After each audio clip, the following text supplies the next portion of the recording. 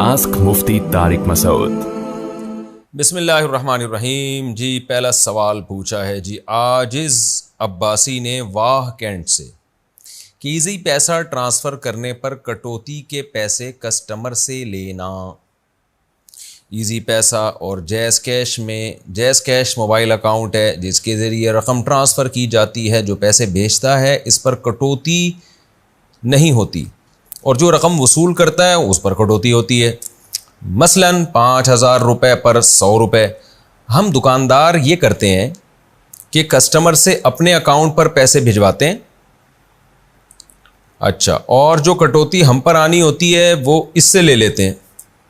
क्या कस्टमर से वो कटौती के पैसे लेना जायज़ होगा या नहीं? आजिज़ अब्बासी साहब ने वाकई से ये सवाल पूछा है। ठीक है, तो जायज़ है आजिज़ अब्बासी साहब, इसलिए जायज़ है कि आपका पहले से अकाउंट खुला हुआ है तो आप अपना अकाउंट गोया इस्तेमाल करने के लिए दे रहे हैं, उसको कस्टमर को इस्तेमाल करने के लिए दे रहे हैं। तो जैज़ कैश वाले भी अपना अकाउंट जो उन्होंने बनाया हुआ है उसके ट्रांजैक्शन के चार्जेस लेते हैं ना, तो वो ट्रांजैक्शन जब आप अपने अकाउंट से करेंगे तो आप भी ले सकते हैं कस्टमर से, फिर आप लेके आगे पे कर दें उनको, जैज़ कैश वालों को। तो ठीक है, जायज़ है। किसी काम से जाना हो तो वक्त से पहले नमाज पढ़ना, किसी की शादी में जाना हो या किसी और ज़रूरी काम से जाना हो तो क्या वक्त से पहले नमाज पढ़ सकते हैं? बिनते अब्दुल्ला इंडिया से। वक्त का मतलब अगर अभी नमाज का टाइम ही शुरू नहीं हुआ तो फिर थोड़ी नमाज होगी, वरना तो हम क्या करेंगे 20-20 साल की जब तक ज़िंदगी है इकट्ठे ही हम शुरू कर दें अभी से बिस्मिल्लाह करना। तो नमाज के लिए जो वक्त है ना वो उसका सबब है। अक़ीमिस्सलात लिदुलूकी शम्स, सूरज का ढलकना ज़रूरी है। तो जब तक किसी भी नमाज का टाइम दाखिल नहीं होगा आप नमाज पढ़ेंगी तो नमाज नहीं होगी। बाकी किसी की शादी में जाना हो या कोई ज़रूरी काम से जाना हो तो ज़रूरी काम इस्लाम में सबसे ज़्यादा नमाज है। तो शादी में जाना या शादी करना और या ये कि किसी और ज़रूरी काम, तो भाई ज़रूरी से सबसे पहले तो नमाज ज़रूरी है ना। तो नमाज की वजह से कामों को डिले किया जाएगा, काम की वजह से नमाज को डिले करने का इस्लाम में कोई कॉन्सेप्ट नहीं है। फ़र्ज़ नमाज क़ज़ा हो तो क्या नफिल नमाज कबूल नहीं होती? जिसकी फ़र्ज़ नमाज क़ज़ा हो क्या इसकी नफिल नमाज़ें कबूल नहीं होती? नूर इंडिया से। नहीं, ऐसा नहीं है। फ़र्ज़ नमाज अगर क़ज़ा ज़िम्मे में बाकी भी हो तो गुनाह तो बहुत बड़ा है, तौबा भी करे, नमाज़ों की क़ज़ा उम्री भी पढ़े, लेकिन नफिल नमाज भी हो जाएगी उसकी। तो उसको चाहिए क़ज़ा भी पढ़ता रहे और थोड़े बहुत नवाफिल भी अपने बैलेंस में रखे। बाकी ये कि सुन्नत मुअक्कदा पढ़े, बाकी गैर मुअक्कदा को मेरा ख्याल है छोड़ देना चाहिए। गैर मुअक्कदा की जगह फ़राइज़ को जल्दी जल्दी निपटाए। ज़ाहिर है वो आपके ज़िम्मे फ़र्ज़ है, वो आप ज़िम्मे में लेकर जाएँ क़ब्र में, ये तो बुरी बात है ना, तो उसको पहले निपटाएँ। ये ऐसे जैसे आपने किसी को कर्ज़ा वापस करना हो 1 लाख रुपए, तो आप कर्ज़ा वापस करने के बजाय उसको 1 लाख रुपए गिफ्ट दे रहे हैं, कहने कर्ज़ा मैं बाद में वापस कर दूंगा। तो अगला बोलेगा भाई तू मेरा पहले कर्ज़ा चुका दे यार। तो यानी अक्लमंदी का तकाजा भी यही है ना कि पहले आप उसका कर्ज़ा दे दें ताकि वो टेंशन से निकले, फिर आप देते रहें उसको जो भी। अगला तो खैर नहीं बोलेगा, लेकिन अगला तो खुश हो जाएगा, चलो 1 लाख तो वैसे ही आगे, कर्ज़ा अलग से है, लेकिन आपकी जिम्मेदारी तो रहेगी ना, आपकी तो टेंशन रहेगी। आप अगर मर गए इस दौरान तो मखरूज लोगों में शुमार होगा आपका। तो लिहाजा इसलिए उसूल यही है कि जिसका कर्ज़ा आप पर होता है तो उसको पहले कर्ज़ा चुकाने की फ़िक्र की जाती है। तो आप नवाफिल के बजाय क़ज़ा उम्री को जल्दी जल्दी कंप्लीट करें। हाँ, जो नवाफिल ज़ातुल असबाब हैं, जिनका कोई ख़ास वक्त मुतय्यन है, वो वक्त निकलने के बाद उनकी फ़जीलत ख़त्म हो जाएगी, वो नवाफिल पढ़ने में कोई हरज नहीं है।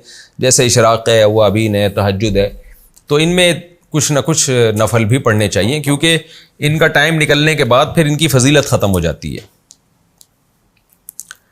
दूसरी शादी के बाद पहली बीवी का हक़ सोहबत कम कर देना।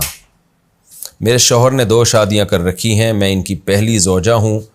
दूसरी शादी को तकरीबन 1 साल हो गया है। मेरी और बच्चों की सारी जिम्मेदारियां पूरी करते हैं, सोना, जागना, खाना ते पीना ते घूमना फिरना सब हमारे ही घर में करते हैं। सुभान अल्लाह, जैसे पहले करते थे। और ये बात दूसरी बीवी से पहले ही तय कर चुके थे, मगर इस पूरे अरसे में सिर्फ बमुश्किल 2 से 3 बार पहली ज़ौजा के पास रात में इसका हक़ दिया है। तो क्या ये जायज़ है? ये किसी खातून ने पूछा है। देखें, पहली बीवी का हक़ ये रात में हक़ देने का मतलब या तो रात गुजारना अगर आपकी मुराद है, तो 2 शादियों की सूरत में जितनी रातें दूसरी ज़ौजा के साथ गुजारेगा उतनी ही रातें पहली वाइफ के साथ गुजारना भी ज़रूरी है। इसमें तो कोई दूसरा ऑप्शन मर्द के पास है नहीं, इल्ला ये कि पहली बीवी ही अपनी रातों की बारियां खुद से अपनी खुशी से माफ़ कर दे। वो तो ज़ाहिर है जिसका हक़ होता है माफ़ कर दे तो उसकी मर्ज़ी है। लेकिन अगर आपकी मुराद ये है कि ज़ौजा के साथ हमबिस्तरी, मुराद ये है कि दूसरी शादी के बाद पहली ज़ौजा के साथ हमबिस्तरी तर्क कर दी है, तो ये खूब समझ लें कि हमबिस्तरी में बराबरी ज़रूरी नहीं है, क्योंकि ये इंसान के बस में नहीं है, ये इंसान के कंट्रोल में नहीं है। ये ख्वाहिश का पैदा होना ये तो मर्द के अपने बस में नहीं है, इसका तो आपका दिमाग से ताल्लुक़ है, किसी हद तक सेहत से भी ताल्लुक़ है। ज़ाहिर है जब बहुत सेहत ख़राब हो जाती है तो इंसान की सेहत उसका साथ नहीं दे रही होती। लेकिन नॉर्मल लोगों में जो एक नॉर्मल सेहत वाला आदमी जो चल फिर रहा है, देख रहा है, सुन रहा है, बोल रहा है, तो उसमें जो सेक्सुअल डिज़ायर्स हैं वो भी सही होती हैं। इंसान एक साथ ही बूढ़ा होना शुरू होता है, ऐसा नहीं होता कि एक क़ुव्वत उसकी कमज़ोर हो जाए बाकी ताकतवर हो। पूरी बॉडी एक साथ ही इंसान की आहिस्ता आहिस्ता बुढ़ापे की तरफ जाती है। तो नॉर्मली तो मर्दों में जो ये डिज़ायर्स कम हो जाती हैं ये कोई फिज़िकल कोई फिटनेस की वजह से नहीं होती, बल्कि मेंटली तौर पर इंसान का कभी एक तरफ जाने का दिल चाहता है, कभी दिल नहीं चाहता। इसका ताल्लुक़ इससे भी है कि उसकी ज़ौजा में अट्रैक्शन कितनी है, वो अट्रैक्टिव कितनी है। एक आदमी की बीवी बहुत ज़्यादा बदसूरत है और दूसरी बीवी बहुत ज़्यादा खूबसूरत, तो ज़ाहिर है उसका ये तो नेचुरल है कि उसका खूबसूरत बीवी की तरफ रुझान ज़्यादा होगा, जो बदसूरत है उसकी तरफ रुझान कम होगा। अब वो बदसूरत वाइफ अगर ये समझना शुरू कर दे कि शौहर जो है वो कमज़ोर हो गया है, यानी जिनसी क़ुव्वत के मामले में, तो ये गलत होगा, इसलिए कि ज़ाहिर है उसमें अट्रैक्शन कम है उसको। तो ये तो नेचुरल है। अब उसका इसमें मर्द को मजबूर करना कि नहीं जी वो जितनी दफ़ा दूसरी ज़ौजा के साथ हम बिस्तरी करे उतनी ही दफ़ा पहली वाइफ के साथ भी करे, या जितनी दफ़ा पहली वाइफ के साथ करे उतनी ही दफ़ा दूसरी वाइफ के साथ भी, तो ये अमलन प्रैक्टिकली ये मुमकिन नहीं है। इसलिए इस्लाम ने इसको ज़रूरी करार नहीं दिया, बल्कि इस्लाम ने ज़रूरी करार दिया भाई तुमने रात दोनों के साथ बराबर गुजारनी है। बाकी ये कि ज़ौजा के करीब जाना ये इंसान की अपनी तबीयत पर होता है, इसमें कोई ये चीज़ कोई ऐसी नहीं जो गन पॉइंट पे करवाई जा सके किसी से। और गन पॉइंट पे कर भी लेगा तो कितनी दफ़ा करेगा, वो तो बिल्कुल ही बेचारा फिर जो जितनी उसमें काबिलियत थी वो भी ख़त्म हो जाएगी खौफ और डर की वजह से। लेकिन इसमें एक बात ज़रूर है कि ये तो ठीक है कि 2 या 3 4 शादियों की सूरत में हम बिस्तरी में बराबरी ज़रूरी नहीं है, लेकिन इसका ये मतलब नहीं है कि एक बीवी को बिल्कुल लटका के छोड़ दिया जाए। बाज़ ऐसे केसेस हमारे सामने आए हैं कि 2 साल से बीवी के करीब ही नहीं गए, और एक वाइफ के साथ तो रिलेशन है, दूसरी को 2-3 साल हो गए जबकि वो बीवी भी जवान है। तो ये तो बहरहाल जुल्म है, ज़्यादती है। इतना भी इंसान में नहीं होता, कुछ तो मसनूई तौर पर भी अगर उसमें डिज़ायर्स पैदा नहीं भी हो रही हैं तो वो ऐसा नहीं होता कि इंसान बिल्कुल ही अपने आप को वो समझे कि मेरे अंदर डिज़ायर्स नहीं है तो कुछ कर ही ना सके वो। तो इसलिए जवान औरत के बारे में हज़रत उमर रज़ी अल्लाह ताला अन्हु का जो एक उसूल था कि उन्होंने मुजाहिदीन को हुक्म दिया कि 4 महीने से ज़्यादा कोई मुजाहिद अपनी बीवी से दूर नहीं रहेगा। वजह उसकी ये कि उन्होंने तफ्तीश की कि भाई औरत कितना सब्र कर सकती है ज़्यादा से ज़्यादा मर्द के बग़ैर। तो जो उस वक्त जो उनके सामने उस वक्त की तहकीक के मुताबिक जो बात सामने आई वो ये कि औरत के सब्र की इंतहाई मुद्दत वो 4 महीने है। तो हज़रत उमर ने कानून बनाया कि भाई कोई भी मर्द अपनी बीवी से 4 महीने से ज़्यादा दूर नहीं रहेगा। तो यहाँ से फ़ुक़हा ने इस्तेदलाल किया कि कम से कम मुद्दत जिसमें मर्द के लिए बीवी के पास अखलाकी तौर पर जाना ज़रूरी है, जिसके इतना भी अगर नहीं जाता तो ये बीवी पे एक नौयत का जुल्म काउंट होगा। वो ये है कि कम से कम, यानी कोई कितना भी कमज़ोर आदमी हो या वो कहे कि मेरी रग़बत बिल्कुल ख़त्म हो गई, मुझे दिल ही नहीं चाहता बीवी के पास जाने का, तो आखिरी उसकी मुद्दत 4 महीने है। क्योंकि फिर जाहिर है कि वो भी एक औरत है, वो भी जवान है, उसको भी बुराई का ख्याल दिल में आ सकता है। तो इसलिए इस तरह से ज़ौजा को लटका के छोड़ देना इस बेस पे कि जी मेरी डिज़ायर्स नहीं है या मेरे जाने का दिल नहीं चाहता, तो ये बिल्कुल गलत है। तो इसलिए कम से कम 4 माह में कम से कम मर्द को चाहिए कि वो एक दफ़ा उस ज़ौजा के करीब जाए और इसके लिए अपने आप को वो ज़हनी तौर पर तैयार करे। अच्छा, इसमें औरत का भी बाज़ दफ़ा कसूर होता है कि बाज़ ख़वातीन को शिकायत होती है कि मर्द जो है ना मेरी तरफ माइल नहीं है, तो वो अपने हुलिये को ठीक करने की कोशिश नहीं करती, अपनी फ़िज़िकल फ़िटनेस का ख्याल नहीं करती। ये तो आज दिन बहुत सारे केसेस आ रहे हैं सामने, मैं इनकी ज़्यादा तफसीलात में नहीं जाता। तो ये भी एक बहुत बड़ा एक मसला है। तो खुलासा ये निकला कि हमबिस्तरी में मर्द के लिए बराबरी ज़रूरी नहीं है, लेकिन कुछ अखलाकी पाबंदियाँ भी हैं, कुछ ऐसी पाबंदियाँ हैं जो आपके यानी जो उनको कानूनी तौर पर तो मर्द को मजबूर नहीं किया जा सकता, लेकिन अखलाकी तौर पर उसको मजबूर किया जा सकता है। हाँ, और बाज़ दफ़ा ये मसला भी होता है कि मर्द के जज्बात भी होते हैं एक ज़ौजा की तरफ। ये सारे मैं वो बातें कर रहा हूँ जो हमारी सोसाइटी में चल रही हैं, इसलिए मुझे इस पर बोलना मेरी मजबूरी है। बाज़ दफ़ा ये होता है कि मर्द बहाना बना रहा होता है कि मेरे दिल में अपनी बीवी के लिए जज्बात ही नहीं है।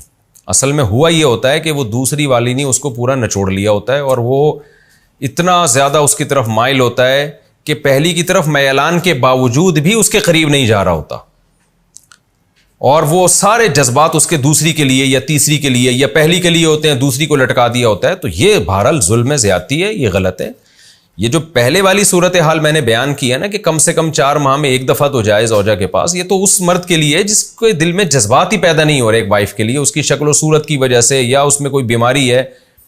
लेकिन अगर जज्बात पैदा हो रहे हैं और फिर बिला वजह जो है वो सिर्फ एक को खुश करने के लिए दूसरी को लटका के छोड़ दे और बहुत तवील अरसे तक उसके करीब ना जाए, तो बहरहाल ये बहुत यानी ऐसी चीज़ है जिस पे शरीयत इसको पसंद नहीं करती। क्योंकि कुरान क्या कह रहा है कि भाई अदल नहीं कर सकते तो 2-3 शादियाँ मत करो। तो अदल के मफहूम में कुछ चीज़ें तो क़ज़ान वाजिब हैं, कुछ दयानतन वाजिब हैं, कुछ अखलाक़न वाजिब हैं। क़ज़ा, दयानत और अखलाक का फ़र्ज़ का जो फ़र्क है वो उलमा जानते हैं, मैं उसकी ज़्यादा डिटेल में नहीं जा रहा।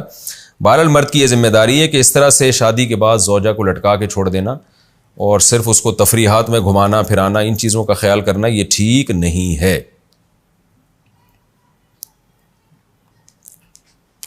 मैयत को पढ़कर बख्शना। मेरी वालदा का जनवरी में इंतकाल हुआ था, हम इनके लिए क्या क्या सदक़े जारिया कर सकते हैं? नीस क्या इनको कुछ पढ़कर बख्श सकते हैं? ये कहाँ तक सही है और क्या इसका सवाब मैयत को पहुँचता है? मिसेज़ उमर रियाज से। कुरान की तिलावत वग़ैरह पढ़ के मैयत को सवाब पहुँचाना, जिसको ईसाल सवाब कहते हैं, इसमें ये इख्तलाफी मसला है। अहनाफ के यहाँ ये जायज़ है, बाज़ फ़ुक़हा इसकी हकीकत के कायल नहीं है। तो इंसान को एक फ़िक़ा को फ़ॉलो करना चाहिए और दूसरे फ़ुक़हा का भी एहतराम करना चाहिए। इसके दलाइल क्या हैं अहनाफ के, वो मैं कई बार मसाइल में रिकॉर्ड करवा चुका हूँ, मज़बूत दलाइल हैं। लेकिन इतनी बात तो बहरहाल साबित है कि इत्तिफ़ाक़ी चीज़ क्या है, वो ये है कि पैसों का सदका किया जाए। इसमें तमाम फ़ुक़हा का इत्तिफ़ाक़ है कि इसका सवाब मैयत को, जो भी यानी मोतद भी फ़ुक़हा हैं जो उनका इत्तिफ़ाक़ है कि अगर आप पैसे सदका करते हैं या कोई कुआं खुदवा देते हैं या कोई और सदक़ा जारिया का इंतज़ाम करते हैं तो इसका सवाब तो बहरहाल यकीनी पहुँचता है।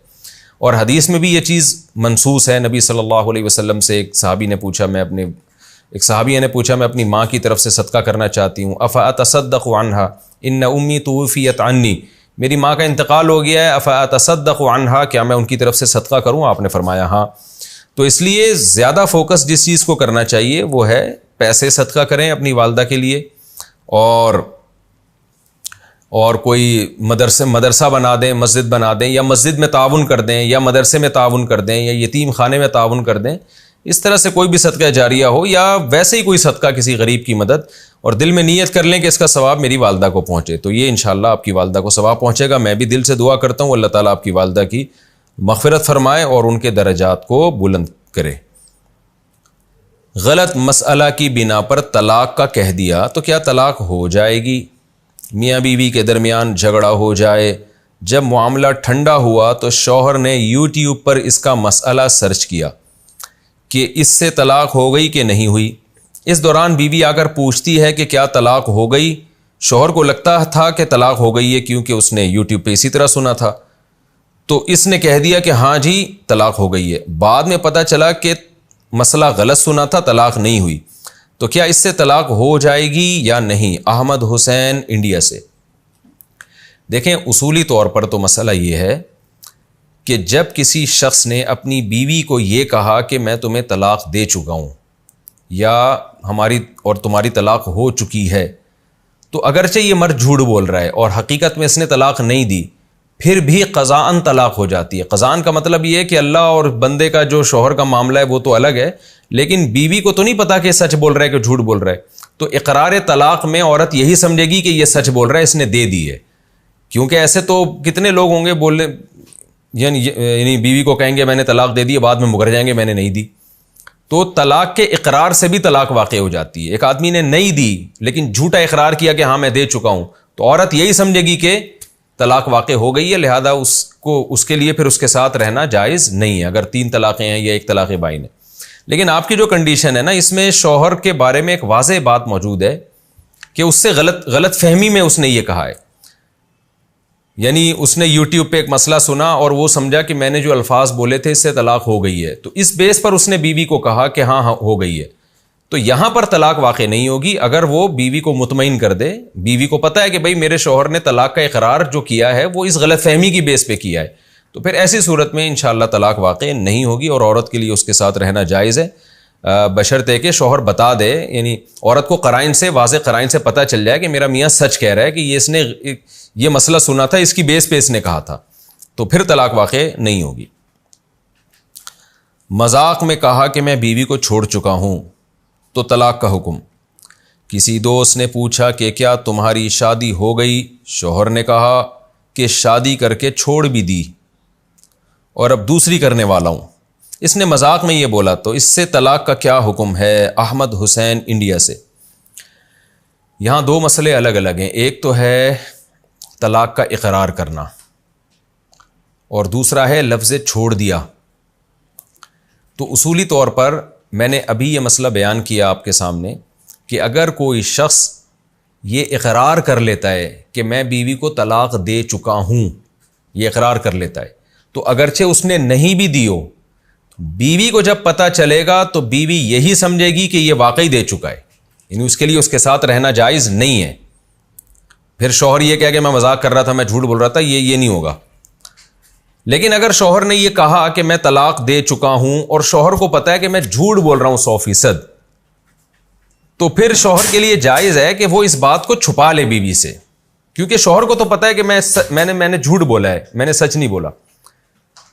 तो अब आपने जब ये एक आदमी ने कहा ना कि मैं तो शादी करके छोड़ भी दी है, तो अगर शौहर को पता है और जिस बंदे के सामने इसने कहा है उसको पता है कि इसने मजाक किया है, हकीकत में ऐसा कुछ भी नहीं है, तो ये अगर ये बात छुपा लेते हैं और इसकी बीवी तक ये बात नहीं पहुंचती तो ये मामला दबा दें और इसमें तलाक वाक़ नहीं होगी।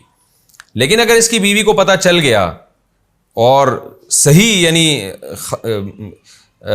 ज़राए से पता चला, मुस्तनद ज़राए से पता चला कि भाई शौहर ने वाकई इसके सामने, शौहर ने इकरार किया किसी मर्द के सामने कि वो बीवी को तलाक दे चुका है या बीवी को शादी करके छोड़ चुका है, तो औरत फिर अलमरअतु कल काज़ी के उसूल की बेस पे औरत यही समझेगी कि वाकई इसने मुझे छोड़ दिया है, क्योंकि औरत के पास इसके सही या गलत होने की कोई दलील नहीं है। और फिर शरीयत कहती है कि भाई ज़ाहिर पर हुक्म का मदार है, तो ज़ाहिर यही है कि जो आदमी कह रहा है वो सच ही कह रहा है, तो वाकई छोड़ दिया, अब बाद में आके मुकर रहा है। या मर्द अगर गवाहों से साबित कर देना कि मैंने मजाक किया था, मर्द अगर गवाहों से साबित कर दे औरत के सामने कि मैंने मजाक किया था, और गवाह कैसे होंगे? मर्द पहले 2 गवाह बनाएगा कि भाई मैं ये कहूंगा कि मैंने छोड़ दिया लेकिन मैं झूठ बोल रहा हूं, हकीकत में मैं सच नहीं बोल रहा हूँ, ये पहले से गवाह बना दे, तो फिर तो औरत के सामने जब वो 2 मर्द गवाही देंगे तो औरत के सामने एक मजबूत दलील आ गई कि भाई ये वाकई इसने मजाक किया था, मजाक में इकरार किया था। खूब समझे, तलाक मजाक में दी जाए तो मजाक में भी हो जाती है। यहां तलाक दे नहीं रहा है, तलाक की झूठी खबर दे रहा है, तो झूठी खबर अलग चीज होती है, तलाक देना अलग चीज होती है। तो जब झूठी खबर दे रहा है मर्द तलाक की, तो उसमें अगर पहले से किसी को 2 गवाह बना देता है कि मैं मजाक में इकरार करूंगा हकीकत में नहीं, तो फिर तो ठीक है, तलाक नहीं होगी। वो 2 गवाह औरत के सामने कह देंगे भाई इसने हमें पहले बता दिया था, मैं झूठ बोलूंगा, मैं मजाक करूंगा। लेकिन यहां 2 गवाह भी नहीं है, तो अब जब औरत के पास खबर पहुंचेगी कि मेरे मियाँ ने ये इकरार किया है कि वो मुझे छोड़ चुका है, तो औरत यही समझेगी कि तलाक वाक़े हो गई है, क्योंकि उसके पास मर्द के सच्चा या झूठा होने की कोई दलील नहीं है। तो यहां मर्द की कसम का एतबार नहीं होगा, 2 गवाह उसको लाने पड़ेंगे ये साबित करने के लिए कि मैंने वाकई मैंने मजाक किया है। दूसरा मसला ये है, तो खुलासा क्या निकला कि पहला मसला तो हल हो गया। इसकी बीवी को अगर पता ही नहीं चलता है, लोगों को पता ही नहीं चलता, ये बात फैलती नहीं है, औरत तक मुस्तनद ज़राए से खबर भी नहीं पहुंचती है, तो ये इस बात को यहीं दबा लेता है और इसको पता है कि मैंने मजाक किया, झूठ बोला है, मैंने कोई दी नहीं है, तो फिर तलाक वाक़ नहीं होगी। लेकिन बीवी को पता चल गया तो तलाक वाक़ हो जाएगी, बशर्ते के शौहर गवाहों से, इल्ला ये कि शौहर गवाहों से साबित कर दे कि मैंने झूठ बोला था। अब दूसरा है कि तलाक होगी कौन सी, जब औरत को पता चलेगा तो कौन सी होगी। तो छोड़ दिया का जो लफ्ज़ है ना, ये हमारे उर्फ में आजकल सरीह तलाक के माना में बन चुका है। सरीह तलाक में कि यानी अगर एक आदमी बीवी को कह दे कि मैंने तुम्हें छोड़ दिया और बात तलाक़ी की चल रही थी, यानी ये छोड़ दिया से वाज़े करीना हो कि कम से कम इस पे करीना ना हो कि छोड़ दिया से कुछ और छोड़ दिया मुराद है, तो इससे तलाक़ ही मुराद ली जाती है। तो इससे फिर एक रजई तलाक़ वाक़ई होती है। लेकिन इकरार जब कर रहा है ना मर्द, इकरार जब उसने किया कि मैं छोड़ चुका हूं, तो इकरार में छोड़ने का मतलब छोड़ना ही होता है। यानी क्या मतलब, मैंने निकाह किया और मैंने निकाह को ख़त्म कर दिया। तो इकरार तलाक़ में जब छोड़ने का लफ्ज़ इस्तेमाल किया जाता है तो वहाँ रजई तलाक़ मुराद नहीं होती, बल्कि उसका मतलब ये होता है कि वाकई छोड़ दिया। तो तलाक़ बाइन में बीवी को छोड़ा जाता है, तलाक़ रजी में नहीं छोड़ा जाता। तो इससे फिर एक तलाक़ बाइन वाकई होगी। एक तलाक़ बाइन का मतलब ये है कि तलाक़ एक होगी, यानी बीवी ये समझेगी कि शौहर ने मुझे एक तलाक़ दी है और वो निकाह मेरा उससे ख़त्म कर दिया है उसने। तो फिर मियाँ बीवी दोबारा, अगर इससे पहले कभी तलाक़ नहीं दी है तो फिर दोबारा निकाह करके वो आपस में रह सकते हैं।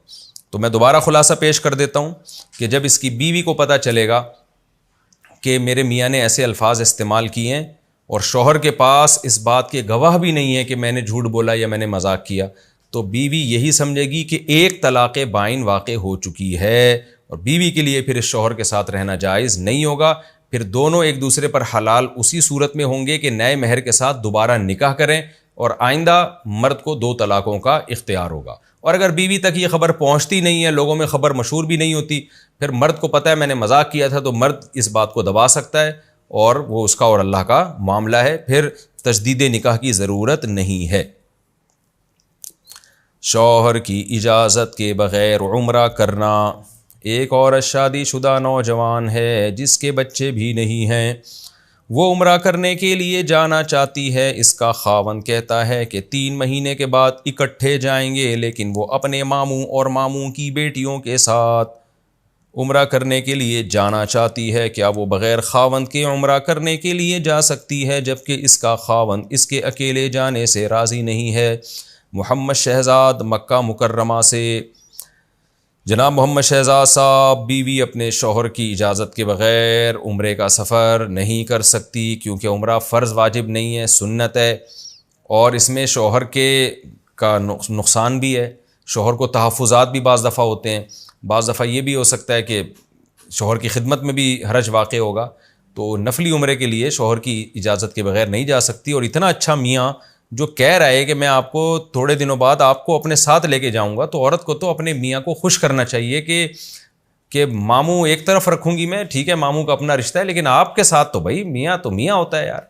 तो ऐसी खातून को तो खुश होना चाहिए, मेरा मियाँ इतना अच्छा है। या तो होता ना जाने ही नहीं दे रहा होता, कि ना खुद लेके जा रहा है ना किसी और के साथ जाने दे रहा है, तो फिर भी एक गैर अखलाकी हरकत है यार। तुम नहीं जाने दे रहे तो चलो मामू के साथ ही जा रही है ना, जाने दो, बैतुल्लाह की ज़ियारत करने दो। लेकिन यहाँ तो मियाँ इतना अच्छा है, वो कह रहे हैं मैं 3 महीने बाद तुम्हें लेके जाऊँगा, तो फिर मियाँ के दिल में बड़ी एक नफरत सी आ जाती है कि मैं इतनी रिस्पेक्ट दे रहा हूँ और अब ये मामू को मुझ पर तरजीह दे रही है। तो ये मुनासिब नहीं है। ख़ातून को चाहिए अच्छे मियाँ की कदर करें। ऐसे मियाँ मार्केट में आजकल शॉर्ट चल रहे हैं। बैठ कर नमाज पढ़ें तो रुकू से उठकर हाथ कहाँ रखें।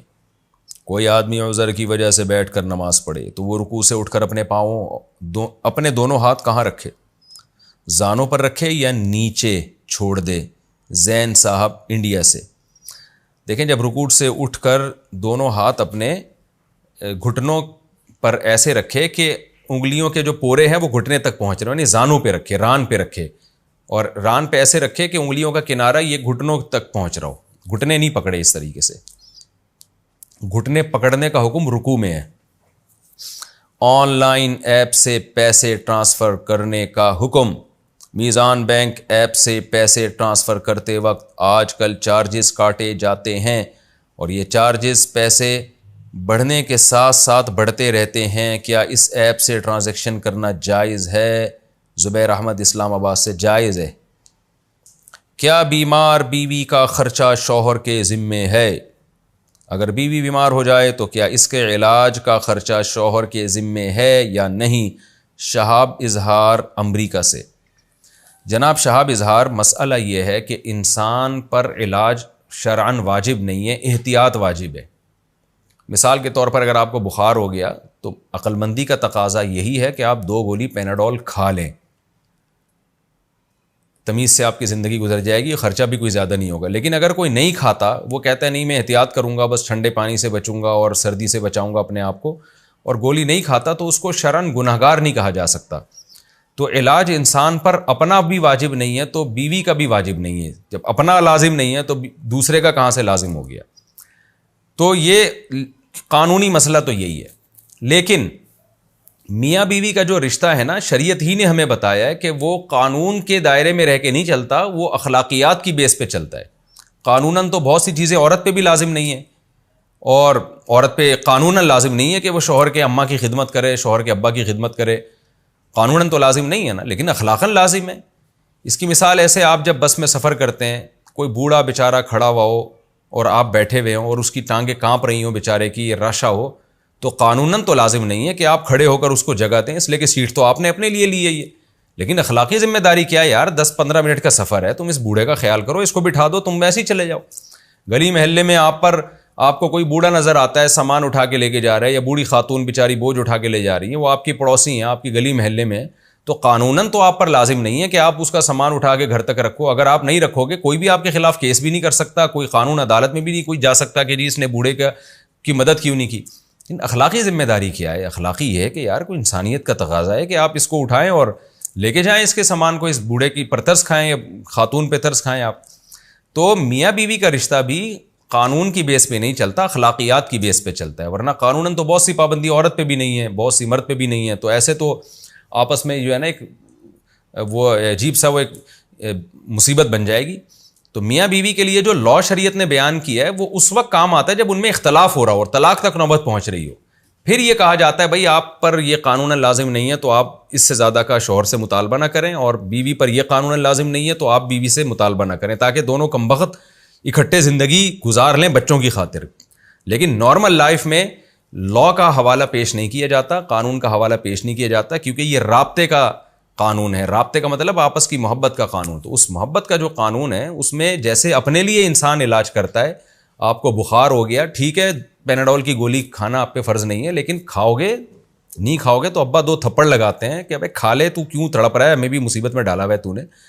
तो वो कहे कि जी फतवा लेकर आओ कि मुझ पर पैनाडोल खाना फ़र्ज़ है। तो फतवा तो कोई मुफ्ती नहीं देगा, वो कहेगा कहाँ से फ़र्ज़ है भाई, परहेज़ करना फ़र्ज़ है, बाकी गोली खाना इलाज करना तो फ़र्ज़ नहीं है। तो फतवा तो कोई भी नहीं देगा कि बीवी को इलाज कराना फ़र्ज़ है। लेकिन अखलाकी तौर पर जो मुफ्ती है वो ख़ुद भी अपनी बीवी का इलाज कराएगा और आपको भी मशवरा देगा कि इस बहस में पड़े बगैर के कानून वाजिब है या नहीं है। जैसे जब खुद बीमार होते हो तो अपना इलाज करते हो, तो बीवी भी जब बीमार होती है तो उसका भी इलाज कर दिया करो। वो कहाँ जाएगी इलाज के लिए, तो वो तो रुखसत होके आपके घर आई है, तो वो अपनी बेटियों के बारे में सोचो ना। आपका दामाद अगर कहते मेरे ज़िम्मे आपकी बेटी का इलाज फ़र्ज़ नहीं है तो मैं नहीं कर रहा, तो क्या करोगे आप बोलोगे यार ये बेचारी कहाँ जाएगी।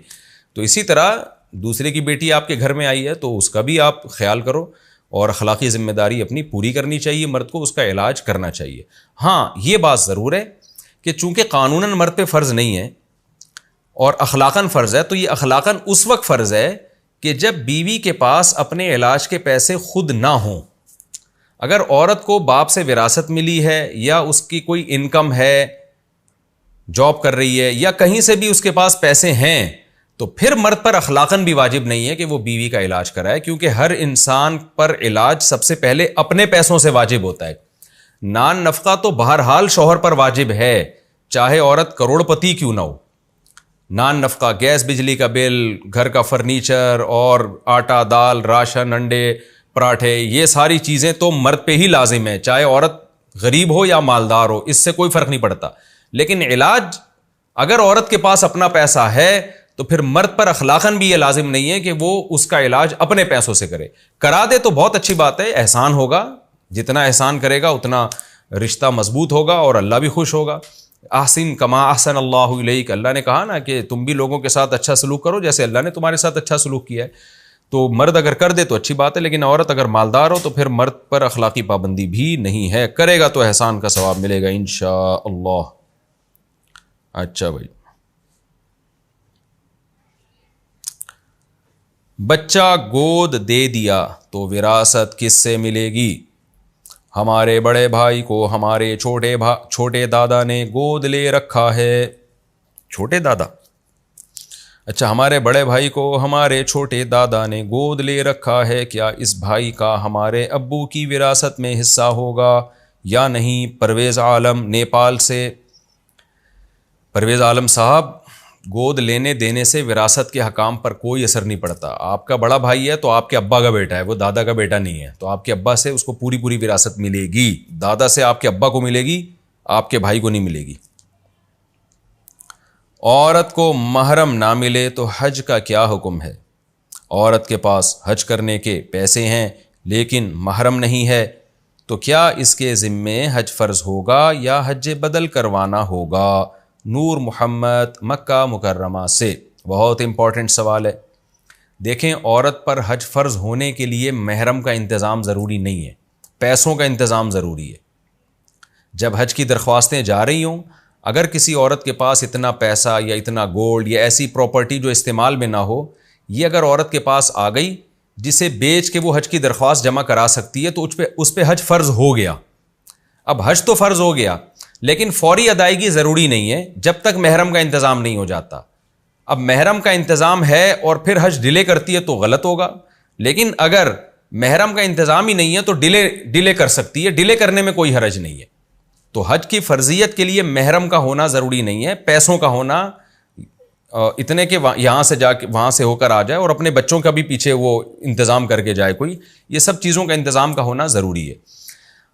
तो अगर महरम का इंतज़ाम नहीं है तो फिर औरत क्या करे? वो पैसे जमा कर ले, बल्कि गोल्ड की शक्ल में रख ले कि भाई अब चूंकि हज मुझ पे फ़र्ज़ हो चुका है, लिहाजा जब ज़िंदगी में महरम का इंतज़ाम होगा तो मैं फ़ौरन हज पे उस महरम के साथ चली जाऊंगी, क्योंकि कैश अमाउंट तो डीवैल्यू होता रहता है, तो वो उसको गोल्ड की शक्ल में रख ले ताकि, अच्छा, फिर गोल्ड की ज़कात भी देनी पड़ेगी, ये खूब समझ लें, लेकिन ज़ाहिर ज़कात तो 2.5% होती है, तो वो रख ले अपने पास। जैसे ही महरम का इंतज़ाम होता है तो वो गोल्ड बेच के हज पे महरम के साथ चली जाए, और अगर महरम का इंतज़ाम नहीं होता और बुढ़ापा आ जाता है तो फिर हज बदल की वसीयत कर दे वो।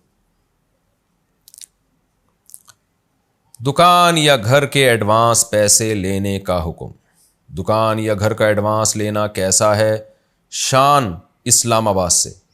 दुकान या घर का एडवांस लेना जायज़ है, लेकिन शर्त यह है कि बहुत ज़्यादा एडवांस ले लिया जिसका मुआशरे में उर्फ नहीं है, और उस एडवांस की बेस पर किराएदार को बहुत ज़्यादा किराए में डिस्काउंट दे दिया, ये जायज़ नहीं है। खूब समझ लें, क्योंकि इसका मतलब ये हुआ कि किराएदार ने आपको कर्ज देके, मालिक मकान को कर्ज देके उससे एक मशरूत नफ़ा लिया है। वो मशरूत नफ़ा क्या लिया है कि मार्केट वैल्यू से भी कम अपना कर्जा करवा लिया। तो कर्ज, कुल्लु कर्जिन जर्रा नफ़अन फहुवा रिबा, हर वो कर्ज जिससे आप कर्ज देने वाले से कोई मशरूत फ़ायदा उठाते हैं, मशरूत का मतलब पहले से ये एग्रीमेंट का हिस्सा हो, तो जब भी आप कर्ज देकर किसी से कोई मशरूत फ़ायदा उठाते हैं तो ये अमल सूद कहलाता है।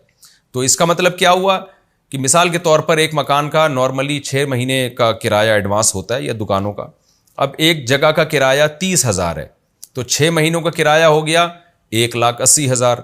तो आपने क्या किया? किराएदार से 1,80,000 एडवांस लिया और कहा कि ठीक है जी, दुकान का 30,000 किराया है, वो आप हर महीने दें और ये 1,80,000 मेरे पास एडवांस है और मैं इस्तेमाल करूंगा तो ये कर्ज बन जाएगा।